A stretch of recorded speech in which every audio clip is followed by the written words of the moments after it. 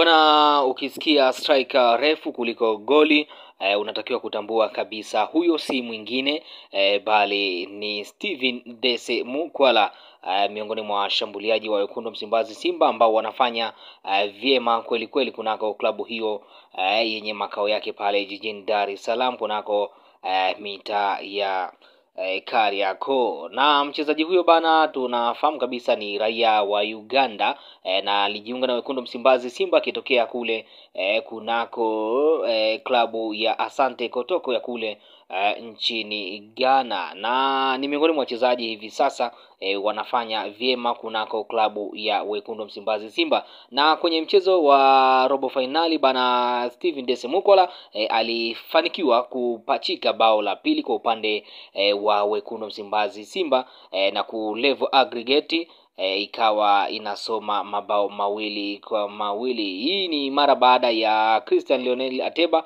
kuonekana kama vile hafanyi vizuri, ni kama vile kiwango chake kimeshuka. Ni mtu ambaye anakosa nafasi nyingi sana, na kocha akaona isiwe tabu, basi akamwanzisha Steven Dese Mukwala ambaye naye hakuwa na iana, aliweza kumuonesha kocha ni kwa nini basi anatakiwa kumwamini na kumwanzisha kunako michezo tofauti tofauti ambayo watakuwa wakishiriki msimu huu. Na ni miongoni mwa wachezaji ambao wanatamani sana kufanya makubwa kunako klabu ya Wekundu wa Msimbazi Simba. Kwa hiyo Wekundu wa Msimbazi Simba naamini kabisa hivi sasa watakuwa wana imani na mshambuliaji huyo kwa sababu tunakumbuka alivyokuja ni kama vile mashabiki wa Wekundu Msimbazi Simba hawakumwamini hivi na tukasikia tetesi za hapa na pale kwamba huenda maybe akaweza kutemwa kunako dirisha dogo, lakini kwa mwenendo unavyoendelea ni kwamba mchezaji huyo bana